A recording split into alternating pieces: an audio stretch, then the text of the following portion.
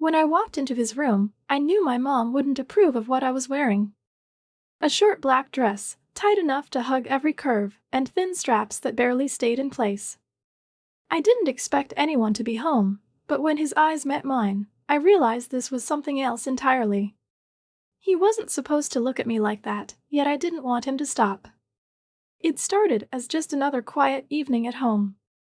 Mom was busy in the kitchen, humming softly to herself while preparing dinner. She asked me to call him downstairs, her husband, my stepdad, Daniel. A man I'd known for years but never really paid attention to until recently. Lately, things had felt different, though I couldn't explain why. Maybe it was the way he started looking at me, not just like his wife's daughter, but like something more. As I climbed the stairs, I tried to ignore the strange flutter in my chest. It was just a simple task. Knock on the door, call him down, and that's it. Nothing unusual, right? But as I reached the top of the stairs, something made me hesitate. His door was slightly ajar, and I could hear the faint sound of a video playing inside. I took a step closer and gently knocked. No answer. Another knock. Still nothing. Daniel? I called softly, pushing the door open just a little more. What I saw made my breath hitch. He was sitting at his desk, focused on his laptop, unaware of my presence. The dim light from the screen cast shadows across his face, highlighting his sharp jawline and the slight stubble he hadn't shaved that day. He was wearing a simple t-shirt and jeans, nothing remarkable, but for some reason, my eyes lingered on him longer than they should have. "Hey," I said, trying to sound casual, though my voice came out quieter than I intended. He looked up, and for a moment, the room felt too small. His eyes locked on mine, and I could see something flicker in them, surprise, curiosity, something else I couldn't quite place. His gaze drifted downward, taking in the dress I was wearing. I saw the way his jaw tightened slightly, as if he was trying to maintain control. "Dinner's ready soon," I added quickly, shifting uncomfortably under his stare. He cleared his throat, leaning back in his chair. "I'll be down in a minute." I should have turned and left right then, but I didn't. Something kept me rooted to the spot, as if waiting for what exactly? I didn't know. All I knew was that my heart was racing, and the way he was looking at me made it impossible to think straight. "Is that a new dress?" he asked, his voice calm but with an edge to it. I nodded. "Yeah. Mom doesn't like it, though." "I can see why."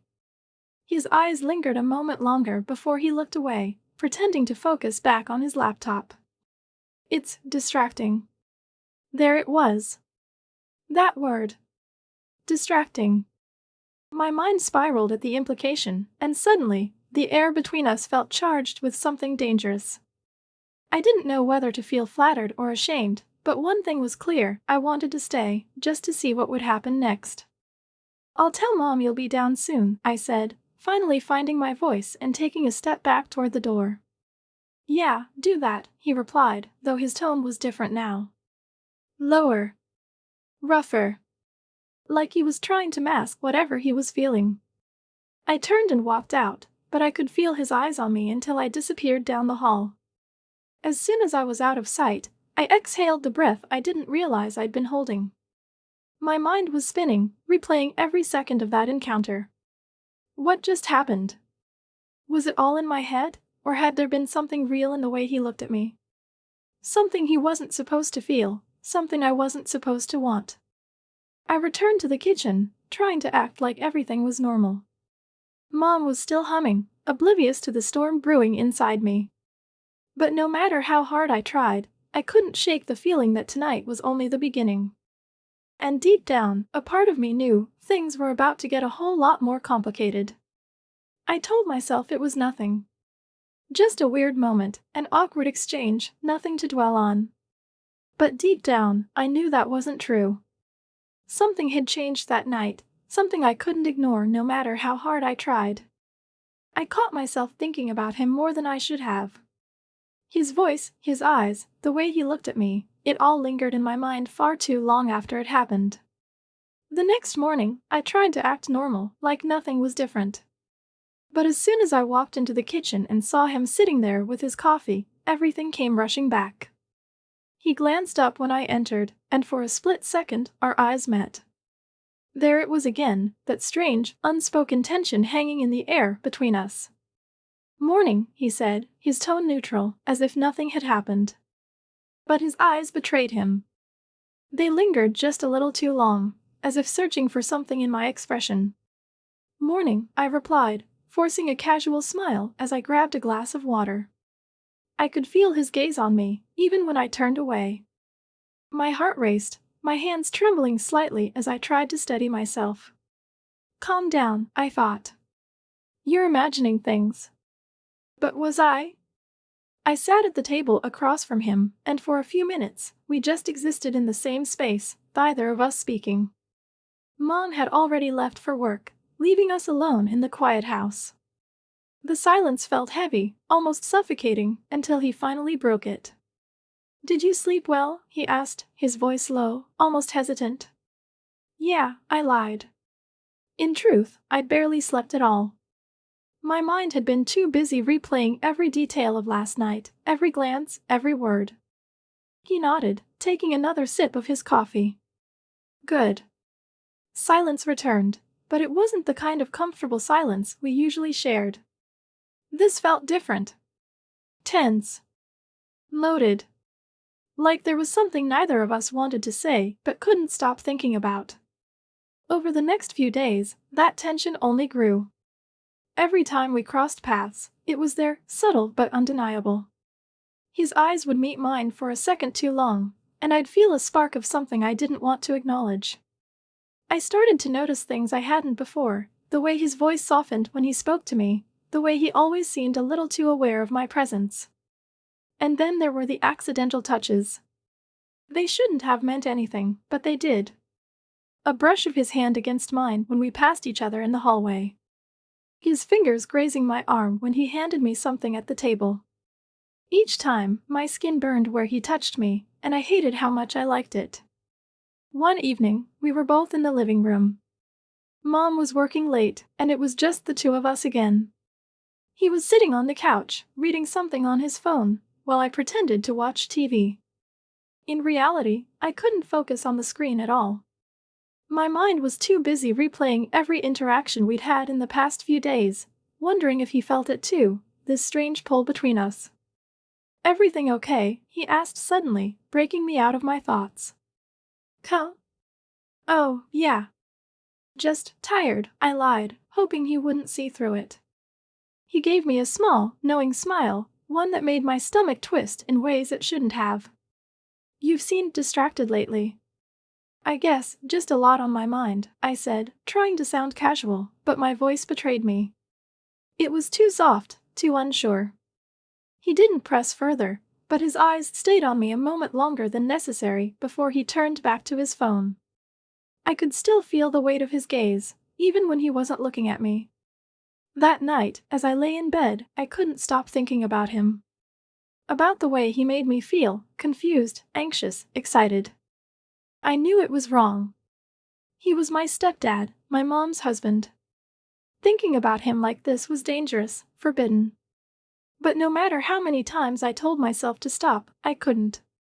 I started noticing every little thing about him. The way his eyes crinkled when he smiled. The way his voice deepened when he was tired. The way he ran a hand through his hair when he was frustrated.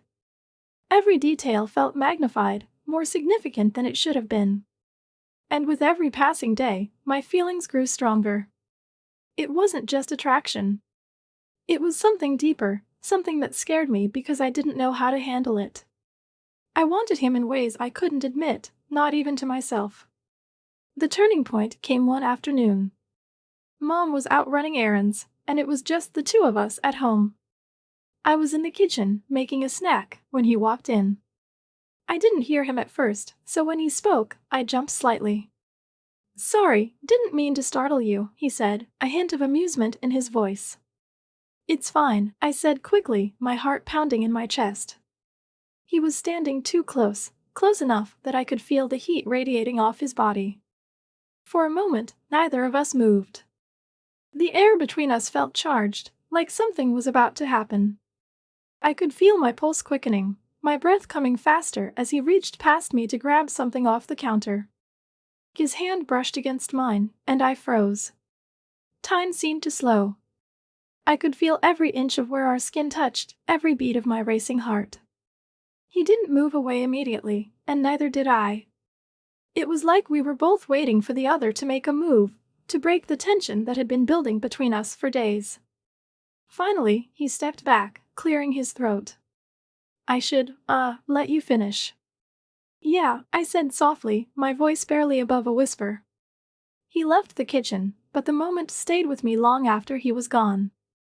My mind was a whirlwind of emotions, confusion, excitement, fear. I didn't know what was happening between us, but I knew one thing for sure. This wasn't going away. If anything, it was only getting stronger. Every interaction after that felt charged with unspoken tension. I caught myself wondering what would happen if I didn't stop it.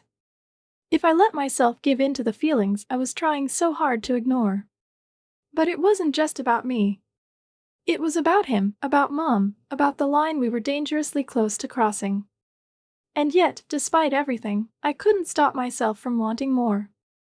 Because deep down, I knew this was only the beginning. It was inevitable. That tension we'd been dancing around for days had finally reached its breaking point. The line we weren't supposed to cross felt closer than ever, and all it would take was one wrong move to tip us over the edge. It happened on a quiet Saturday afternoon. Mom had gone out of town to visit a friend for the weekend, leaving just the two of us at home. I tried to keep myself busy, doing anything to distract my mind from the growing storm inside me, but nothing worked. No matter where I went in the house, I could feel his presence like a shadow I couldn't escape. I was in the living room, scrolling mindlessly through my phone, when he walked in. He wasn't doing anything unusual, just grabbing a drink from the kitchen, but something about the way he moved caught my attention. Maybe it was the casual confidence in his stride, or the way his shirt clung to his chest. Either way, I couldn't look away. You okay? He asked, noticing my gaze. Yeah, just bored, I replied, trying to sound nonchalant. He smiled faintly. You're not used to a quiet house, huh? Not really, I admitted. It's kind of weird. He nodded, taking a sip of his drink. Yeah, it is. Silence hung between us for a moment, but it wasn't the awkward kind. It was heavy, charged, like both of us were waiting for something to happen. And then, without thinking, I said the words that changed everything. Want to watch something together? We ended up on the couch, a safe distance apart at first, pretending like nothing was out of the ordinary. We picked a random movie, something neither of us really cared about, and tried to focus on the screen. But the tension in the room was impossible to ignore. Every small movement felt amplified. The way he shifted slightly closer. The way my arm brushed against his when I reached for the remote. Each accidental touch sent a jolt through me, making it harder and harder to pretend that nothing was happening. At one point, I glanced over at him, and our eyes met. For a second, neither of us looked away. My heart pounded in my chest, and I knew he could hear it. His gaze dropped to my lips for a fleeting moment before returning to my eyes, and I felt my breath hitch. This was it. The moment where everything could change. I should get some air, he said suddenly, breaking the spell as he stood up. His voice was strained, like he was barely holding himself together. Yeah, good idea, I mumbled, trying to steady my racing heart. I followed him outside to the back porch. The evening air was cool, but it did little to calm the fire burning inside me. We stood there in silence for a while, both of us pretending to enjoy the view, but I knew we weren't really looking at anything. You've been different lately, I said quietly, breaking the silence. He turned to me, his expression guarded. What do you mean? You know what I mean. I met his gaze, refusing to back down. This, whatever's happening between us. You feel it too, don't you? For a moment, he didn't say anything. He just looked at me, like he was weighing his options. And then, finally, he spoke. It's dangerous, he said, his voice low. We can't. I know, I cut him off, stepping closer. But it's already there. We can't ignore it forever. He exhaled sharply, running a hand through his hair. This isn't right. Then why do you keep looking at me like that? I challenged, my voice barely above a whisper. Why do you keep acting like you want this as much as I do? His jaw tightened, and I saw the conflict in his eyes, desire battling against reason. He didn't answer, but he didn't have to. The way he looked at me said it all. In that moment, I didn't care about right or wrong. All I cared about was the way he made me feel alive, exhilarated, like nothing else in the world mattered. So I took a step closer, closing the distance between us until we were just inches apart. Say you don't want this, I whispered, my voice trembling with a mix of fear and anticipation. If you tell me to stop, I will. He didn't say anything. Instead, he reached out, his hand brushing against my cheek, and I felt my heart skip a beat. His touch was gentle, hesitant, as if he was afraid that one wrong move would shatter whatever fragile balance we had left. But before anything else could happen, we heard the unmistakable sound of a car pulling into the driveway. Mom was home early. We jumped apart like guilty teenagers caught doing something we shouldn't. My heart was pounding so hard I thought it might burst out of my chest.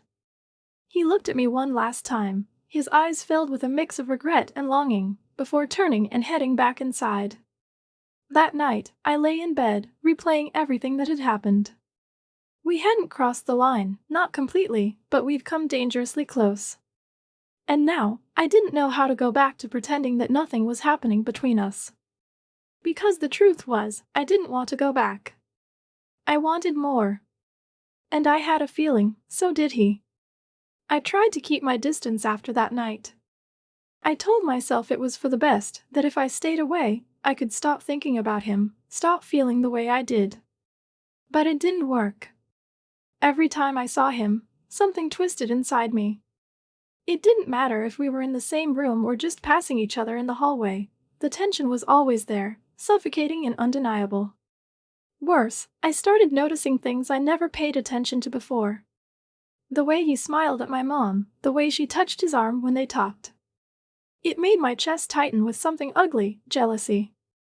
I hated feeling that way.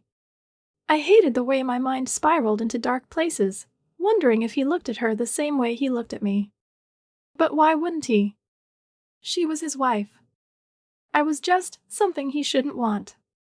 I tried to focus on other things, school, friends, anything to distract myself. But it didn't help. Every time I came home and saw them together, that familiar sting of jealousy returned, sharper than before. One evening, I couldn't take it anymore. Mom had just gone to bed, and I was sitting alone in the living room, staring blankly at the TV.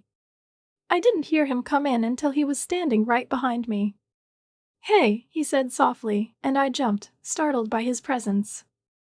Hey, I replied, trying to keep my voice steady. Mind if I join you? I shrugged, pretending to be indifferent. Sure. He sat down beside me, keeping a respectable distance, but the air between us felt anything but respectful. We sat in silence for a while, the only sound coming from the TV. I could feel him glancing at me now and then, like he was waiting for me to say something. Are you okay? He asked finally. Why wouldn't I be? I shot back, my tone sharper than I intended. He sighed, running a hand through his hair. You've been distant. Different. I'm fine, I lied, turning my attention back to the screen. But he didn't let it go. If this is about what happened the other night. It's not, I interrupted quickly, my heart pounding in my chest. Can we not talk about it? Okay. His voice was calm, but there was something in his eyes, something that told me he wasn't convinced. The days that followed were a blur of tension and unspoken words. I tried to avoid him as much as possible, but he always found a way to be around. Whether it was at the dinner table or when I was in the kitchen, he seemed to show up at just the right moment, like he was waiting for an opportunity to talk. And then, one night, it happened. I was in my room, trying to focus on homework, when there was a soft knock on the door. I knew it was him before he even said a word. "Come in," I said, my voice barely above a whisper. He opened the door slowly, stepping inside and closing it behind him. "We need to talk." I didn't look up from my notebook. "About what?" "You know what?" I set down my pen and finally met his gaze. He looked torn, like he didn't know whether to stay or leave. For a moment, neither of us spoke. The silence stretched between us, thick with everything we weren't saying. "Whatever's happening between us, it has to stop," he said, but his voice lacked conviction. "Why?" I asked, my heart racing. "Because it's wrong?" "Yes," he said, but then he hesitated. "And because I don't trust myself around you." His confession hit me harder than I expected. I didn't know what to say, so I just stared at him, trying to process his words. "I don't want to hurt anyone," he continued, his voice low. "Your mom, she doesn't deserve this. None of us do." "Then why do you keep finding excuses to be around me?" I whispered, my voice trembling. "Why do you keep looking at me like you want something you can't have?" He didn't answer right away. Instead, he took a step closer, and for a moment, I thought he might reach out and touch me. But he stopped himself, clenching his fists at his sides as if trying to hold back. "Because I do want it," he admitted, his voice barely above a whisper. "But I can't. I want." His words should have been enough to end it, to put an end to whatever this was between us. But instead, they only made things worse. Because now, I knew the truth. He felt the same way I did, torn, confused, desperate. And knowing that only made it harder to walk away. As he turned to leave, I called out softly, "Daniel." He paused, his hand on the doorknob, but he didn't turn around. "I can't stop thinking about you," I confessed, my voice trembling with a mix of fear and longing. He exhaled slowly, his shoulders tense. "Neither can I." And then he was gone, leaving me alone with my racing heart and the weight of everything left unsaid. I didn't know where things would go from here, but one thing was certain, we were standing on the edge of something dangerous. And sooner or later, one of us was going to fall. It was bound to happen. No matter how hard we tried to avoid it, no matter how many lines we told ourselves not to cross, the pull between us was too strong. And that night, when it was just the two of us alone again, everything changed. Mom had gone to visit a friend overnight, leaving the house empty except for us. I told myself to stay in my room, to keep my distance and avoid temptation. But as the hours passed, the silence in the house grew unbearable. I couldn't stop thinking about him, about the way he looked at me during our last conversation, about the way he confessed he couldn't stop thinking about me either. Finally, I gave in. I left my room and headed downstairs, finding him in the living room. He was sitting on the couch, scrolling through his phone, but he looked up the moment he heard me enter. Our eyes met, and I felt my heart race. "Couldn't sleep?" he asked, his voice calm but laced with something deeper. I shook my head, sitting down beside him. "No." We sat in silence for a moment, the air between us thick with unspoken tension. I could feel my pulse quickening, my hands trembling slightly as I tried to think of something to say, anything to break the unbearable tension. But before I could speak, he did. "This is dangerous," he said quietly, his eyes fixed on mine. "We shouldn't." "I know," I interrupted, my voice trembling. "But I don't care anymore." He stared at me, and in that moment, something shifted. The conflict in his eyes faded, replaced by something raw and undeniable. He didn't move, didn't say a word, but I could feel the tension building, like we were standing on the edge of something we couldn't come back from. And then, I made the first move. I leaned in, closing the distance between us, my heart pounding in my chest. Our lips met, and for a moment, the world faded away. There was no right or wrong, no guilt or hesitation, just us, caught in a moment we couldn't resist. His hands found my waist, pulling me closer, and I melted into him, every part of me igniting with a fire I'd never felt before. It was overwhelming, intoxicating, and I didn't want it to stop. I didn't care about the consequences, about what this meant for us or anyone else. All I cared about was the way he made me feel alive, wanted, and completely out of control. Time seemed to blur after that. One moment, we were on the couch, lost in each other, and the next, we were upstairs in his room, the door closed behind us. Everything felt like a whirlwind, fast, intense, and impossible to stop. And when it was over, when we lay there in the aftermath, reality finally began to sink in. I stared at the ceiling, my mind racing with a whirlwind of emotions. Guilt, excitement, fear. I knew what we'd done was wrong, there was no denying that. But at the same time, I couldn't bring myself to regret it. It had been the most intense, exhilarating moment of my life, and no matter how much I tried, I couldn't deny how much I'd wanted it. Beside me, he was silent, lost in his own thoughts. I could feel the tension in his body, the weight of what we'd done pressing down on him just as heavily as it was on me. "This changes everything," he said finally, his voice barely above a whisper. "I know," I replied, my heart aching with the truth of his words. "But I don't want it to." He turned to look at me, his eyes filled with a mixture of longing and regret. "Your mom, she doesn't deserve this." "I know," I whispered, the guilt finally sinking in. "But I don't regret it." Neither of us spoke after that. The silence stretched between us, heavy with everything we didn't know how to say. Eventually, he wrapped an arm around me, pulling me close, and for a moment, I allowed myself to believe that maybe, just maybe, we could figure this out. The next morning, reality hit harder than ever. Mom was back, cheerful and unaware of what had happened in her absence. Watching her smile, completely oblivious to the secret I now carried, made the guilt in my chest grow unbearable. I wanted to tell her, to confess everything and beg for her forgiveness, but I couldn't. The damage was already done, and there was no way to undo it. Daniel avoided me for most of the day, keeping his distance as much as possible. But every time our eyes met, I could see the same turmoil in his expression that I felt in my own heart. We both knew things could never go back to the way they were, no matter how much we wanted them to. And yet, despite the guilt, despite the fear of what might happen if anyone found out, a part of me didn't want to let go. Because for the first time in my life, I felt something real, something that made me feel alive in a way I never had before. I didn't know what the future held for us, or how we were supposed to move forward. All I knew was that we'd crossed a line, and there was no going back.